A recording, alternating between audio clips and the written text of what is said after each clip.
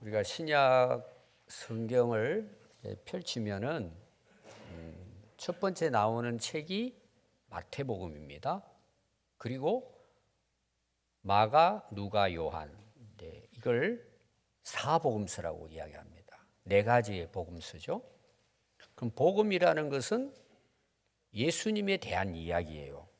그게 복음서라고 하는 것입니다. 그래서 우리가 복음서에 예수님에 대한 이야기가 나와요.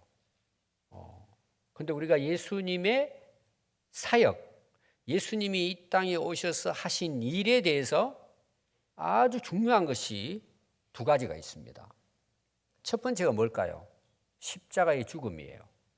너무나 우리가 잘 아는 말씀이죠. 그리고 다시 살아나셨다. 부활이에요. 그래서 복음서뿐만 아니라 사도행전부터 해서 요한계시록까지 전해지는 내용은 이 십자가의 죽음과 3일 후의 부활이에요. 주로 이 내용이 기록되고 있습니다. 그럼 우리가 예수님의 십자가의 죽음과 부활 이전에 예수님에 대한 중요한 내용이 있단 말이에요. 그게 뭘까요? 예수님의 탄생이에요. 여러분, 탄생이 없는데 십자가의 죽음이 있을 수 있을까요? 말이 안 되죠. 예수님이 이 땅에 오시지 않았는데 부활이 가능할까요? 여러분들이 태어나지 않았는데 여러분들의 삶이 있을 수 없잖아요. 그러니까 예수님의 십자가의 죽음과 부활은 복음의 핵심이지만 이것도 예수님의 탄생이 있어야 가능한 거죠. 그래서 예수님의 탄생도 굉장히 중요합니다. 근데 우리는 대부분 성탄절 그러면 예수님이 탄생하신 날, 이 정도로 생각한단 말이에요. 십자가와 부활이 중요한 것 못지않게 예수님의 탄생도 중요합니다. 그러면 예수님의 탄생 앞에는 뭐가 있을까요? 여기에 대해서는 대부분 또 관심이 없어요. 잘 모릅니다. 예수님이 탄생하기 전에 예수님에 대한 예언이 있어요. 그게 구약의 내용이에요. 그래서 마태복음 1장을 여러분들이 딱 읽어보시면은 제일 먼저 나오는 내용이 뭐냐 하면 예수님의 탄생 이야기가 아니에요. 예수님이 탄생하기 전에 하나님께서 예언한 내용이에요. 그럼 그 예언한 내용을 이 마태복음 1장에는 어떻게 시작이 되는가? 예수님의 족보예요. 예수님이 태어나시기 전에 예언하셨는데 구약에서 예언한 예수님에 대한 내용이 예수님의 족보를 통해서 마태는 특별히 유대인들에게 예수님은 메시아로 오셨다, 이걸 증거하려고 한 거예요.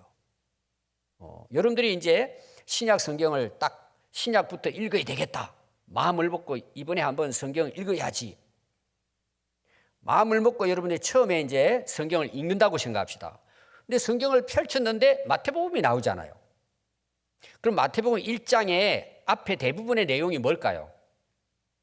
한번 보십시오. 오늘 읽었으니까 여러분들이. 자, 1장 1절을 한번 봐요.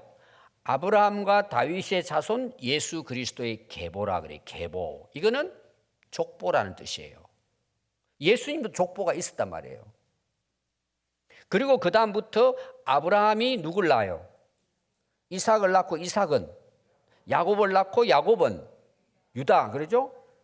이 성경을 처음 읽는 사람들은 뭔가 대단한 기대를 가지고 야, 예수님 어떤 분이냐? 뭔가 내가 좀 배워봐야지. 그리고 마태복음을 딱 펼쳤는데 아브라함이 누굴 낳아요? 이삭을 낳고 이삭은 야곱을 낳고. 이게 뭐냐?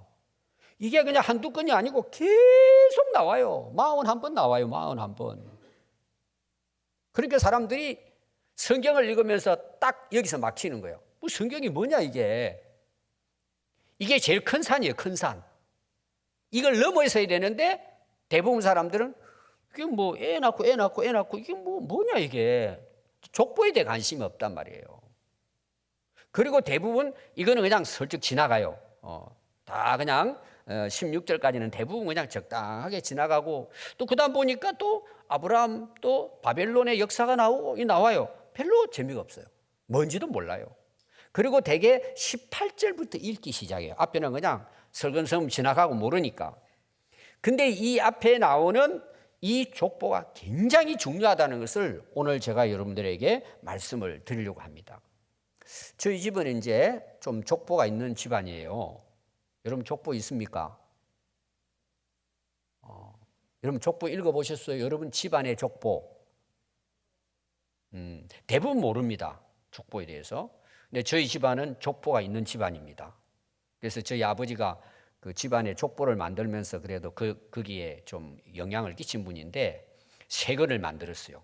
노란 그 옛날 그 문서 묶는 식으로 끈으로 묶어가지고 한 이 정도 새 권을 아버지가 사셔가지고 우리 이제 아들들에게 다 나눠줬어요. 그리고 참 재밌는 이야기가 족보는 항상 보는데 도라고 보는데 한 번씩 생각나면 족보 읽으라고. 저도 관심이 없었는데 하도 아버지께서 족보가 중요하다 그래가지고 이제 앞에 읽어봤어요. 그럼 앞에 나오는 내용이 뭔 줄 아세요? 그럼 꼭 읽어보세요 한번. 신화가 나와요. 다시 말하면 우리는 족보 있는 집안이야. 뭐 왕손이야. 약간 그 신화적으로 기록을 했습니다. 박허크세가 계란에서 태어난 것처럼 이런 어떤 신화적인 게 앞에 기록되어 있어요. 아, 우리 집안이 이런 집안이라는 거죠. 한번 제가 읽어봤어요. 근데 어느 날 저희 집에 오셨어요. 오시기 전에 제가 뭘 해야 될까요? 그동안 어디 있는지도 모르는 족보책을 다 보이는 데도 올려놔야 돼요. 족보 어디 있냐 물어보면. 또 저희 아버지가 불이 났을 때 제일 먼저 족보를 가지고 튀어라. 이 말씀 하셨어요. 이제 족보가 중요하다는 거 집안에. 그 이제 오실 때마다 제가 전도를 하잖아요. 그냥 전도하면 싫어하시니까 하도 우리 집안은 족보 있는 집안이라 제사가 그냥 생명처럼 여겨졌어요. 제가 어릴 때부터 제사를 잘 드렸습니다. 그래서 제가 예수 믿고 나서 핍박받은 첫 번째 이유가 제사를 드리지 않았기 때문이에요. 참석을 하는데 기도를 했으니까. 그러니까 집안에서 제가 아마 욕은 엄청 얻어먹었죠. 그러니까 항상 족보 있는 집안이니까 조상에게 제사를 잘 드려야 된다. 근데 제가 예수 믿고 안 드리니까 저를 약간 정신 이상자로 본 거예요. 그리고 제가 목사까지 됐잖아요. 집안에 이제 하나의 영광이 아니고 웃음거리라고 생각하는 거예요. 우리 그 집안에서는 약간 좀 정신이 돌은 아이로 본 거죠. 그 어느 날 저희 집에 이제 제가 목사 안수 받고 아버지가 오셨는데 저녁 늦게 이제 두 사람 만난 거예요. 평소 때 저희 아버지가 이야기는 많이 하셨어요. 이제 교사를 하셨기 때문에 말을 잘하세요. 그 이제 이야기가 된 거예요. 제가 이제 전도하기 위해서 이제 복음을 전한 거죠. 뭐 여러 가지 이야기가 있었는데 제가 족보 이야기를 했어요. 아버지께서 족보를 주셨는데 여러분 있죠? 뭐 아버지 때, 할아버지 때, 그리고 계속 올라가면은 여러분 몇 대 손 나오죠? 저는 아마 충익공파 27대 손이니까 잘 모르겠어요 지금 숫자를 잊어버려가지고. 이게 이제 족보가 있는 거죠 쭉. 그래서 제가 이제 여러 가지 이야기하면서 물어봤어요. 족보가 너무 중요하다는 거죠. 그러면 이제 우리 그 충익공파 그 할아버지 윗대를 제가 물어본 거예요. 아버지 거기 위에 대한 족보가 있냐고 제가 물어봤어요. 제가 의도적이 있죠. 내가 그걸 어떻게 아냐 그러더라고. 그 오랜 시간에 그분을 내가 어떻게 아냐고. 그래서 제가 이야기했어요. 그럼 그 할아버지 때 윗대가 족보가 없으면 계십니까? 안 계십니까? 물어본 거예요.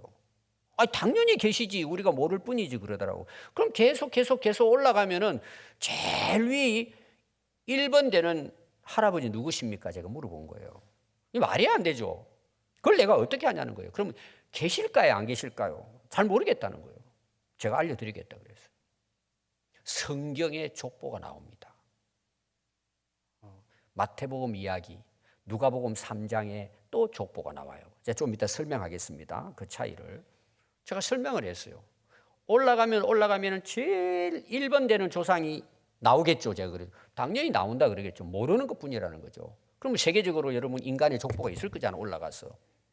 여러분 제일 위에 족보에 우리 인간 조상의 1번이 뭘까요? 누구실까요? 아담이잖아요. 그럼 아담은 그 위에 누굴까요? 없어요. 왜 없을까요? 피조물이에요. 그럼 그 아담을 있게 하신 분은 누굴까요? 창조자 하나님이세요. 창세기에 그게 나온다고 제가 이야기하니까 말을 못 하시죠. 어찌되든 그렇게 해서 아버지가 예수를 믿고 제가 세례를 베풀었습니다. 여러분, 족보가 얼마나 중요한가를 마태는 아는 거예요. 왜 유대인들은 예수님을 인정하지 않고 핍박하고 죽이려고 했기 때문에, 왜 메시아가 아니라는 거죠. 우리의 구원자로 하나님이 보낸 자가 아니라고 그들은 인정을 했기 때문에 예수님을 십자가에 못 박은 거죠. 그래서 마태는 예수님이 돌아가시고 난 다음에 특별히 유대인 이스라엘 백성들에게 복음을 전하기 위해서 이 마태복음을 기록하면서 첫 번째 족보를 넣은 거예요. 예수님이 누구냐? 당신들이 믿는 아브라함과 다윗의 후손 예수 그리스도로 오셨다. 이걸 아브라함부터 시작해가지고 족보를 기록한 거예요. 물론 그게 다 기록한 건 아니에요. 그 당시 이름이 있는 인물들을 소개를 한 거예요. 쭉 소개하고 오늘 여러분들이 16절을 한번 보십시오. 마지막 부분이에요. 그 마태가 족보를 기록하면서 이 16절을 이야기하려고 지금 이 족보를 기록한 거예요. 야곱은 마리아의 남편 요셉을 낳았으니 마리아에게서 그리스도라 칭하는 예수가 나시니라. 결국은 이 족보의 결론은 예수님이 오셨다는 것을 이야기하려고 하는 거예요. 예수님이 하나님이 보내신 우리의 구원자인 것을 증명하려고 한 거예요. 이 족보를 통해 가지고. 그럼 여러분들이 이 16절이 중요한 부분이 있어요. 너무 중요하죠. 예수님의 십자가의 죽음, 그 다음에 부활 못지않게 중요한 내용이에요. 이것이 이루어지지 않았다면 십자가와 부활은 의미가 없는 거죠. 자, 거기 한번 보십시오. 야곱은, 이 야곱은 누구의 아들일까요? 제일 위에 한 거 가서 보십시오. 2절 안 봐요? 아브라함이 이삭을 낳고 이삭은 야곱을 낳고 이 야곱일까요? 다른 야곱일까요? 당연히 다르죠. 동명이인입니다. 기억하십시오. 사람들이 왜 여기 야곱이 나오냐 이렇게 볼 수 있어요. 그런데 야곱은 마리아의 남편 요셉이에요. 그러면 요셉의 아버지가 누구예요? 야곱이라는 뜻이에요. 그런데 잘 보십시오. 요셉과 이제 마리아가 이제 뒤가면 결혼을 하죠. 그런데 요셉을 낳았으니 그러면은 예수님은 누구의 족보를 따라야 돼요? 요셉의 족보를 따라야죠. 그러면 요셉은 누구를 낳았다고 기록을 해야 돼요?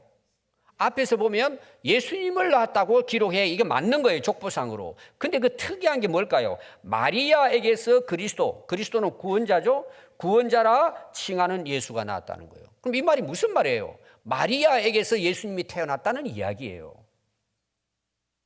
이게 굉장한 내용이에요, 여러분. 더 쉽게 말하면 동정녀, 결혼하지 않는 여자를 통해서 예수님이 태어나셨다는 것을 지금 족보 마지막에 이야기하는 거예요. 이게 무슨 이야기냐 하면은 만약에 요셉과 마리아가 결혼을 해서 예수님이 태어나셨다면 예수님은 구원자가 될 수 없어요. 인간의 죄성을 가진 피를 물려받았기 때문에 예수님 역시 죄인이에요. 아니, 죄인이 어떻게 죄인을 용서할 수 있고 죄인이 죄인을 대신해서 죄를 갚아줄 수 있어요? 그건 불가능한 거예요.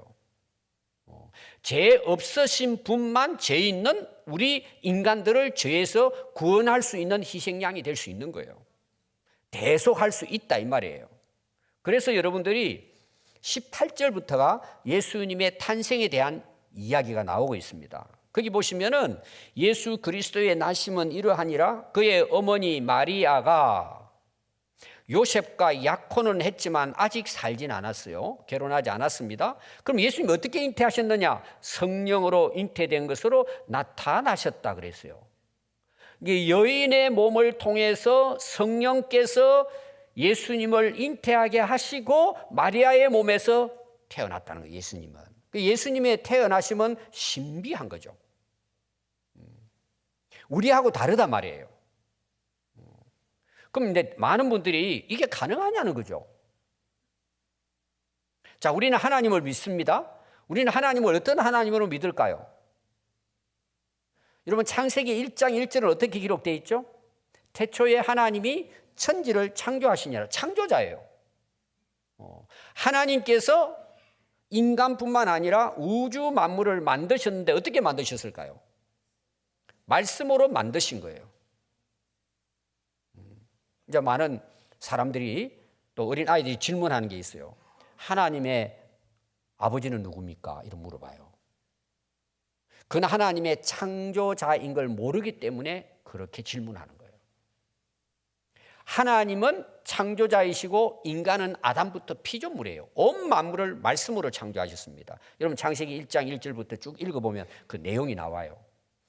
여러분, 하나님은 말씀으로 이 우주 만물을 창조하셨습니다. 이 우주 만물은 무한대입니다, 여러분. 과학이 발달되면 발달될수록, 망원경이 발달되면 발달될수록 이 우주의 거리를 좀 더 멀리 측정합니다.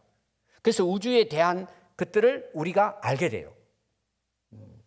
여러분들이 그래서 이 천체에 대한 책이 나오면 꼭 읽어보세요.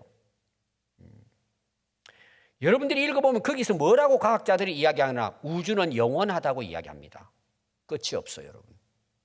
지금 우리 인간의 과학으로 발견된 별들은 발견되지 않은 별들과 비교하면 1밖에 안 됩니다. 우리가 숫자가 수조, 수백, 천조 경이 있잖아요. 지금 우리 인간이 알고 있는 천체는 1밖에 안 된다. 1도 안 돼요, 여러분. 0.00001도 안 돼요. 제가 이야기하는 걸 여러분 잘 이해하셔야 돼요. 하나님의 창조에 대한 것은 인간의 머리로 헤아릴 수가 없습니다. 그래서 영원한 거예요. 왜 그럴까요? 인간은 피조물이기 때문이에요. 여러분, 보이는 이 물리적인 이 세상은 우리가 눈으로 보는 것은 실제로 영원한 하나님의 우주 세계에 대한 것에 비하면 0.00001도 안 돼요, 여러분. 근데 우리는 다 아는 것처럼 하나님에 대해서 말을 하죠. 이게 얼마나 어리석은가를 여러분 알아야 됩니다. 하나님은 말씀으로 이 영원한 우주를 만드셨습니다. 그런데 여러분, 과학은 뭐라 그러죠? 시작이 있다는 건 이야기하는데 시작은 뭐냐? 우연이라고 이야기합니다. 이 말이 됩니까, 여러분? 우리 인간의 탄생은 영원에서부터 뭔가 이게 발전이 돼가지고 인간이 됐다는 건 그거 다 가짜입니다, 여러분. 인간은 반드시 만든 것에서부터 시작됩니다. 모든 물리학은 시작이 반드시 있습니다. 여러분, 우리가 지금 보는 세상은 시작이 있기 때문에 오늘 있는 거예요. 시작 없이 있는 게 가능할까요? 그러니까 우리가 모르니까 그걸 우연에다 두는 거예요. 그 가상 세계를 만드는 거죠. 그건 실체가 아닙니다. 제가 이걸 왜 깊이 계속 이야기하냐 그러면은 예수님의 탄생이 동정녀로 탄생했다는 것을 많은 사람들이 어떻게 남녀에서 결혼해서 아이가 태어나야 되는데 그게 왜 가능하냐? 아니, 하나님은 말씀으로 우주 만물을 다 만드셨습니다. 그러면 성경께서 마리아의 몸을 통해 가지고 예수님이 탄생하는 게 어렵겠습니까? 그건 아무것도 아닙니다, 여러분. 우리는 하나님에 대해서 모르기 때문에 못 믿겠다는 거죠. 못 믿죠, 인간의 생각을 가지고는. 오늘날 사람들이 왜 하나님을 안 믿을까요? 자기 생각에 빠져 있으니까 믿을 수가 없죠. 이 영적인 무한한 세계를 모르기 때문에 자기 그냥 알고 있는 그 진짜 아무것도 아닌 그 지식을 가지고 하나님을 있냐 없냐라고 자기들이 판단을 하니까 여러분 어떻게 하나님을 알 수 있어요? 그러니까 우리가 하나님을 알 수 있는 것은 하나님께서 은혜를 주셔야 돼요. 우리 인간의 영적인 이 잠에서 하나님께서 깨어나게 해주시지 않으면 여러분 하나님을 알 수가 없습니다. 또 하나님 주신 이 말씀을 통해서 우리가 깨닫지 못하면 여러분 예수님 믿기 어렵습니다. 오늘 여러분 보십시오. 거기 보면은 아브라함과 다윗부터 시작이 돼요. 그 앞에도 있잖아요. 노아도 있고. 근데 아브라함과 다윗은 이스라엘 민족들이 말하는 조상이란 말이에요. 자기들이 시작된 조상으로 아브라함부터 시작되고 최고의 왕을 다윗 왕으로 보니까 또 구약에 아브라함과 다윗의 후손으로 올 것에 대해서 약속을 하니까 이 이스라엘 백성들은 예수님을 잘 모르는 거예요, 이걸 가지고. 그럼 왜 아브라함이 나올까요? 여러분, 아브라함 때에 하나님께서 약속하심으로 예수님이 오실 것을 예언했기 때문이에요. 그럼 아브라함은 언제 인물이냐? 예수님 탄생하기 전에 2000년 전의 인물이에요. 대단하지 않습니까? 예수님의 탄생이 20년 전에, 2000년 전에 아브라함을 통해 약속했단 말이에요. 2000년이에요. 다윗은 BC 1000년경 왕이에요. 이스라엘 왕이에요. 다윗을 통해서, 시편을 통해서 예수님의 오실 것에 대한 게 예언이 되어 있어요. 1000년 전이에요. 예수님 탄생하기 전에. 여러분, 이게 가능할까요? 근데 이게 이루어졌다는 내용이에요. 그대로. 좀 이따 제가 한 가지 더 여러분들에게 말씀을 드리겠습니다. 예수님이 동정녀로 처녀의 몸에서 오실 것에 대한 것은 1000년, 2000년 전 수많은 예언, 선지자들을 통해서 예언되어진 대로 오셨다는 내용이에요. 또 여러분이 이사야서 가서 보면은 53장, 그 이사야는 예수님이 오실 것, 죽음에 대한까지 다 예언을 했어요. 그래서 18절부터 예수님의 그 나심, 탄생에 대해서 기록을 하고 있습니다. 제가 그 부분을 한번 더 읽어드리겠습니다. 예수 그리스도의 나심은 이러하니라. 그의 어머니 마리아가 요셉과 약혼하고 동거하기 전에 성령으로 잉태된 것이 나타났더니 그의 남편 요셉은 의로운 사람이라 그를 드러내지 아니하고 가만히 끊고자 하여 이 일을 생각할 때에 주의 사자, 자, 제가 요한계시록 할 때 주의 사자 이야기했죠? 주의 사자는 누구라 그랬죠? 엔겔로스, 엔젤, 하나님 보낸 사람을 이야기하는 거예요. 왜? 말씀을 전하라고. 현몽하여 이르되 다윗의 자손 요셉아, 네가 아내 마리아 데려오기를 무수하지 말라. 그에게 잉태된 자는 뭘로 됐다고요? 성령의 역사를 통해서 태어나게 됐다. 또 마태복음 1장 21절에 보면 아들을 낳으리니 이름을 누구라고요? 예수님은 태어나기 전에 이름이 정해졌어요. 예수. 원어로는 이예수스예요. 그걸 빨리 하면 예수스, 예수 되겠죠. 이 말의 뜻이 뭐냐? 여호와는 구원자이시다, 이런 뜻이에요. 예수님의 이름 뭐냐? 그 뒤에 나오죠? 이렇게 기록을 하고 있습니다. 이는 그가 자기 백성을 그들의 죄에서 구원할 자이심이라. 예수님은 구원자인데 뭘 우리를 통해서 구원하냐? 죄로부터 우리를 구원해 주신다는 거예요. 그 예수님 이름이고 예수님이 이 땅에 오신 목적입니다. 1장 22절에 보면 이 모든 일이 된 것은 주께서 선지자로, 주께서는 하나님께서 선지자로 하신 말씀을 이루려 하심이라. 그 구약에 예수님이 오실 것에 대해서 많은 선지자를 통해 하나님께서 예수님에 대한 예언을 했다는 거죠. 그 예언한 대로 성취됐다, 이런 내용입니다.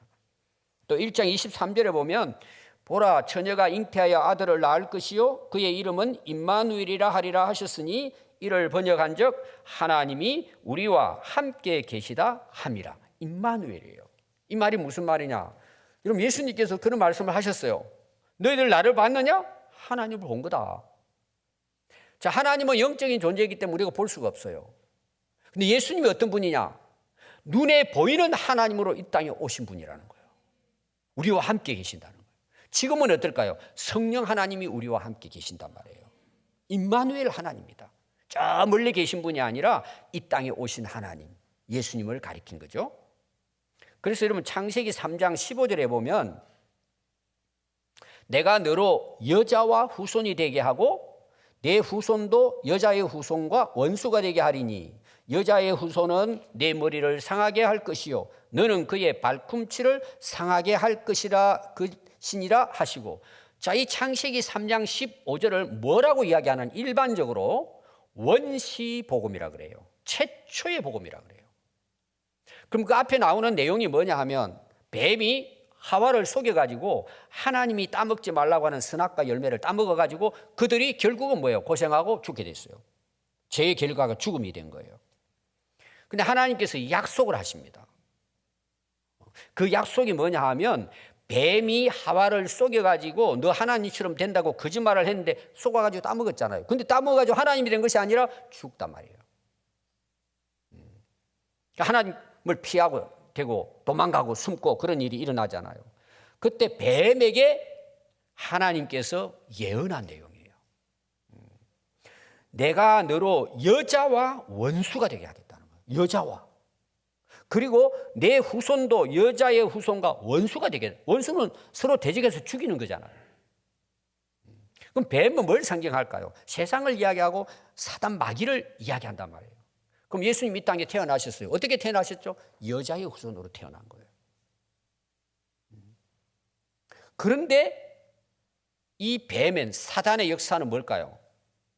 이스라엘이나 로마를 통해 가지고 예수님을 핍박하고 십자가에 못 박아버리죠. 죽인 거죠. 왜? 구원을 이루지 못하도록. 그런데 하나님께서는 그걸 통해서 부활하게 하시고 구원을 완성하셨단 말이에요.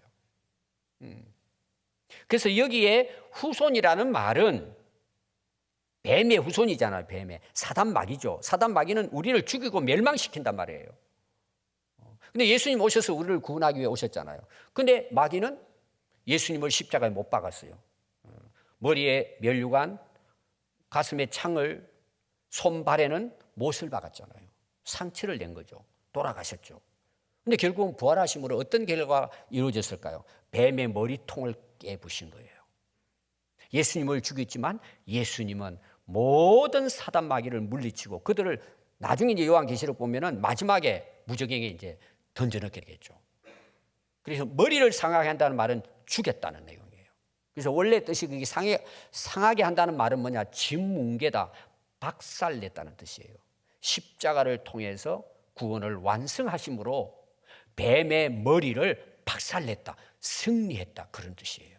그 예언이 인간이 범죄하고 난 창세기 3장 15절부터 처음으로 하나님께서 예수님이 여자의 후손으로 태어나서 승리하여 인간의 구원을 완성하실 것을 예언하신 거예요. 여자의 후손으로 태어났다는 것이 여러분 굉장히 중요하다는 사실을 보여주고 있습니다. 그래서 이사야서 7장 14절에도 보면 이사야 선지자가 보라 처녀가 잉태하여 아들을 낳을 것이요 그의 이름은 임마누엘이라고 하라. 이사야 선지자는 예수님의 탄생 600년 700년 전에 선지자예요. 예언한 거예요. 여러분 구약의 모든 내용은 예수님이 탄생하여 구원하실 것에 대한 예언이에요. 말라기서도 마찬가지예요. 그래서 복음서 그러면 예수님에 대한 말씀이라 그랬죠. 사복음서가 나오는데 예수님의 족보와 탄생을 기록한 책은 두 권이에요. 마태복음과 누가복음이에요. 근데 이 누가복음은 누가가 의사였단 말이에요. 여러분 누가복음 1장부터 보면은 자세히 미루어 다 사실을 기록했다. 이 내용이 시작이 돼요. 그리고 예수님의 탄생과 족보를 기록하고 있습니다. 여러분들 읽어보면은 마태복음보다도 예수님의 탄생을 아주 세밀하게 더 깊이 있게 기록한 것이 누가복음 1장, 2장이에요. 그럼 3장에 가면은 뭐가 나오는? 예수님 족보가 나와요. 거기도. 근데 이 족보에 특징이 있어요. 마태복음하고 차이가 있어요. 그럼 뭔 차이가 있을까요? 여러분 읽어보시면 나와요. 이 누가는 족보를 기록할 때 거꾸로 족보를 기록했어요. 그럼 누구부터 시작했을까요? 예수님으로부터 시작하는 거예요. 예수님은 위에 누구로부터, 위에 누구로부터, 예수님으로부터 올라가요. 그럼 제일 윗대의 족보에 1번 조상이 누굴까요? 아담이라고 기록하고 있는 거예요. 그럼 우리 지금의 전체 우리의 온 인류의 첫 번째 조상이 누굴까요? 아담이죠. 제가 더 쉽게 한번 설명할게요. 인간이 이제 시작을 어찌되든 아담이 되든 여러분 믿지 않든 간에 첫 조상이 있겠죠. 시작이 있겠죠. 그 조상으로부터 번져져 가지고 어떻게 됐어요?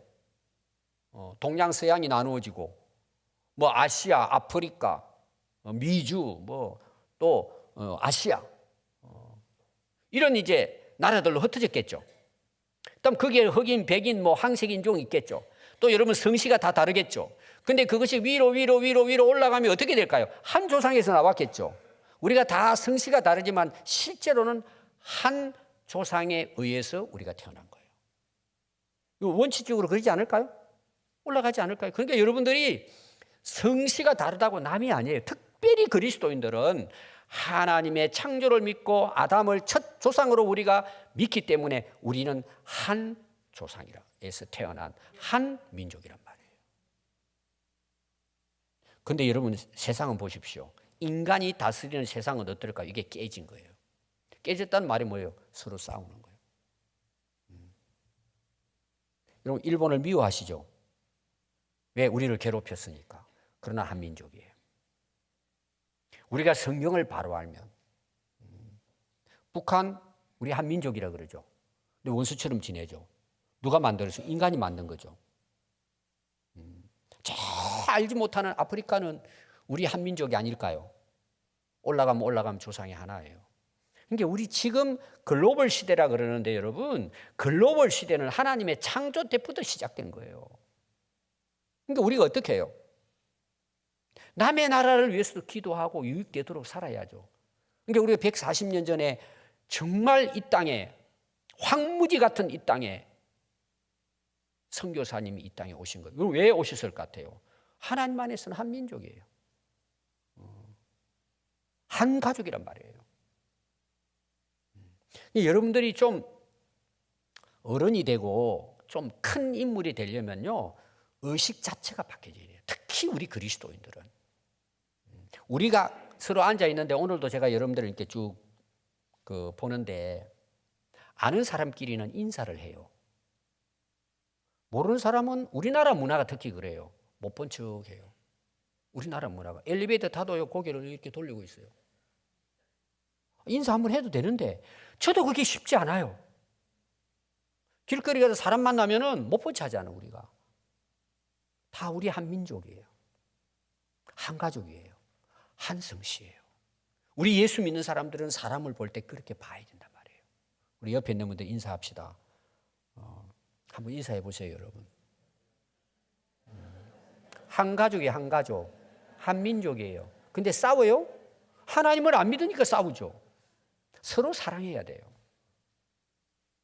그래서 사랑하라는 거예요. 성경은 그렇게 가르치고 있단 말이에요. 우리가 하나님을 믿는다면 당연히 그렇게 살아야 되는 거예요. 나만 위해 사는 것은 여러분 신앙이 아니에요. 특별히 나라가 어려울 때는 나라를 위해 기도하고 어려운 사람이 있으면 도와주고 주님의 사랑으로. 우리는 한 아담으로부터 이 땅에 태어났다는 걸 여러분 기억해야 돼요. 그러나 예수님은 어떤 분이에요? 여자의 몸으로 오셨다는 내용이에요. 다르죠, 우리와 족보가. 그래서 오늘 여러분들이 마태복음 1장 1절을 읽으면서 여러분들이 예수님의 이 족보가 얼마나 중요하다는 걸 아시고 여러분 집에 가서 꼭 1장 한번 읽어보세요. 근데 되게 이제 신약 성경을 딱 읽습니다.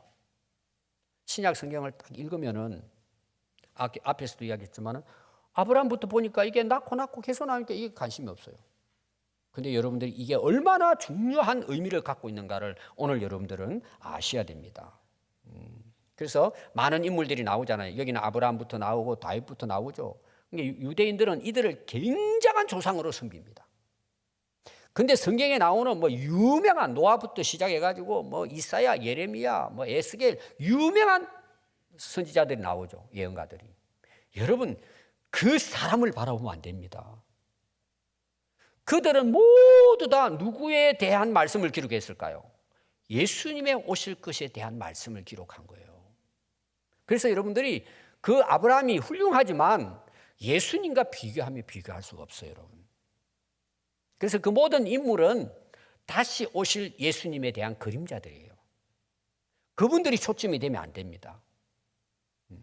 오늘 우리 한국 교회도 여러분 보시면은요, 이런 족보에 대한 예수님의 탄생에 대한 걸 잘 모르면 어떤 일들이 일어나느냐. 성경을 그렇게 잘 아는 사람이라 그러면서 자기가 예수님처럼 행세를 해요. 그 이단이 나오죠. 교주가 나옵니다. 저는 천주교가 다 잘못됐다고는 보지 않아요. 근데 거기 교황이 있어요. 여러분 교황의 모습을 보세요. 예수님 모습일까요? 교황도 예수님을 전하기 위해 있는 거예요. 교주들 보세요. 여러분들 절대 이단에 빠지면 안 돼요. 이만이라든지 뭐 박옥수라든지 이상한 사람들 많이 역사마다 나오죠. 자기들이 예수님처럼 행세합니다. 근데 안타까운 것은 성도들이 성경을 모르니까 거기 가서 추종하는 거예요. 그래서 폐가 망신하는 거예요. 이단의 결론은 다 망합니다, 여러분. 뭐 허경영 이런 사람 있잖아요. 자기가 예수라 그러잖아요. 근데 거기 빠져가지고는 돈보따리 들고 와요. 복 받는다고. 다 여러분 사단 마귀의 미혹에 빠진 겁니다. 결론은 뭐예요? 예수님이라는 거죠. 자, 이걸 정리를 한번 제가 하겠습니다. 예수님은 이 땅에 오시기 전부터 예언되어진 분입니다. 족보는 그걸 우리에게 보여주고 있습니다. 특별히 그게 중요한 게 뭐라고요? 여자의 몸으로 잉태하여 태어난 거다. 나셨다는 거죠. 여러분들이 이제 성탄 질 때는 이걸 꼭 기억해야 됩니다. 그럼 마리아를 숭배하는 데가 있잖아요. 천주교 같은 경우에는 자기들은 아니라 그러는데 여러분 천주교 한번 가보세요. 들어가는 입구에 마리아 상이 있고 아기 예수님 안고 있어요. 그 마리아에 가서 복 달라고 쉽게 말하면 빕니다. 기도하고. 아까 제가 교황도 이야기했지만은 여러분 예수님이 그런 모습으로 오셨을까요? 낮고 천한 자리에 십자가에 못 박혀서 우리 인간의 죄를 위해 희생하셨잖아요. 정말 교황이 예수님 다음이라고 한다면 십자가에 못 박으려고 자기를 내려놔야죠. 여러분 잘 생각해 보세요. 근데 몰라요. 빠지는 거예요. 상을 만들어 놓고 거기서 마리아서. 마리아 굉장히 중요한 역할을 했죠. 그러나 마리아가 아니고 예수님이죠. 그들은 예수님이 오기 위한 하나의 과정일 뿐이에요. 목적이 아니란 말이에요. 그리고 성령으로 잉태하셨어요. 인간의 몸으로 오시고 십자가에 못이 박히시고 죽으시고 부활하시고 3일 만에 다시 살아나셔서 40일 동안 계시다가 승천하셨어요. 거기서 끝이 났을까요? 다시 오시겠다고 약속하신 거예요. 그럼 우리가 성탄절을 맞이하면서 꼭 기억해야 될 건 뭘까요? 다시 오실 예수님을 맞이하기 위해 살아야 되는 거예요. 성탄절 오셨습니다. 기쁩니다. 감사하죠. 우리가 구원받았으니까. 그러나 예수님이 다시 오신다고 약속하신 말씀을 우리가 믿는다면 우리가 이 땅에 살아가면서 우리가 해야 될 삶이 뭘까요? 준비하는 거예요. 그 예수님을 맞이할 신부로서 준비한단 말이에요. 그 준비가 두 가지예요. 그리스도 안에서 거룩해져야 되고 그리고 그 거룩함을 통해서 땅끝까지 주님의 이 복음을 예수님이 그리스도이신 것을 전파해서 하나님의 나라를 이루어가는 것이 이 땅의 그리스도인의 삶이에요. 그런데 세상 사람들처럼 세상의 성공을 위해서 세상의 복을 위해서 예수님을 믿는다면 그거는 예수님이 아니란 말이에요. 그래서 여러분 요한계시록 1장 1절을 보면요 이렇게 기록되어 있습니다. 예수 그리스도의 계시라 이렇게 시작해요. 그 마태복음 1장 1절은 어떻게 시작된다고요? 아브라함과 다윗과 예수 그리스도의 계보라 이렇게 되어 있어요. 예수님 오실 것에 대한 족보죠.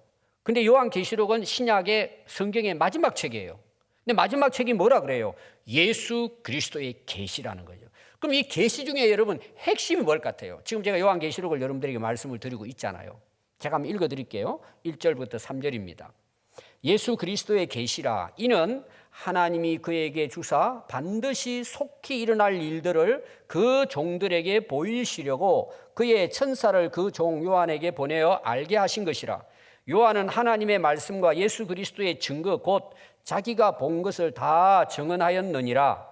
이 예언의 말씀을 읽는 자와 듣는 자와 그 가운데 기록한 것을 지키는 자는 복이 있나니 때가 가까움이라. 때가 가깝다는 말이 뭐예요? 예수님 곧 오신다는 재림에 대한 약속이에요. 그럼 우리는 이 땅에 어떻게 살아야 돼요? 1장 7절에 나와요. 볼지어다 그가 구름을 타고 오시리라.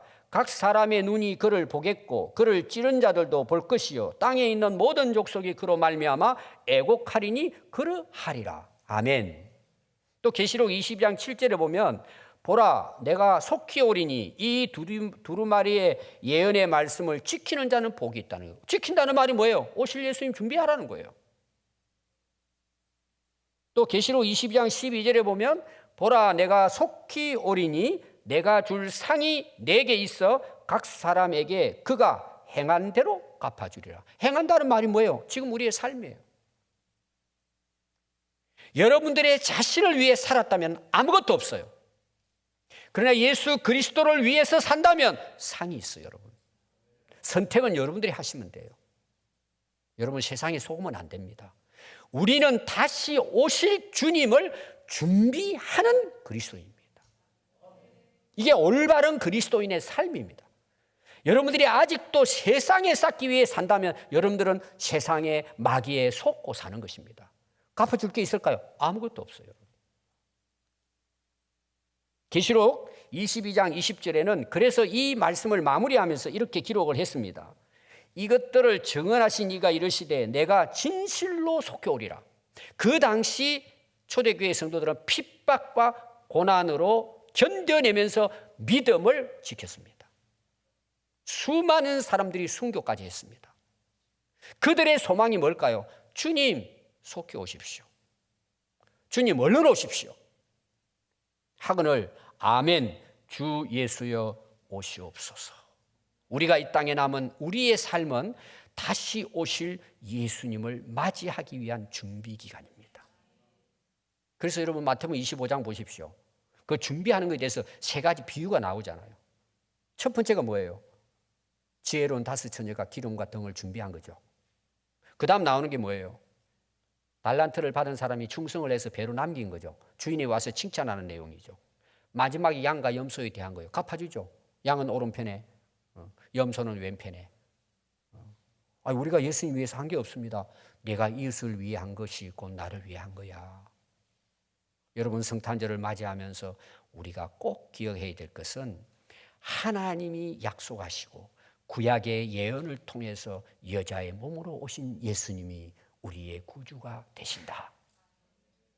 다시 오실 예수님은 우리가 지금 준비하고 기다리고 맞이해야 될 예수님.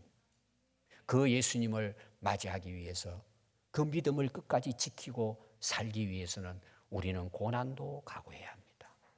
그러나 결국은 뭘까요? 주님 오실 때 우리의 행한 대로 갚아주십니다. 그 약속이 요한계시록 22장까지 다 약속되어 있는 것입니다. 여러분 깨어 있어야 합니다. 준비해야 합니다. 기도하겠습니다.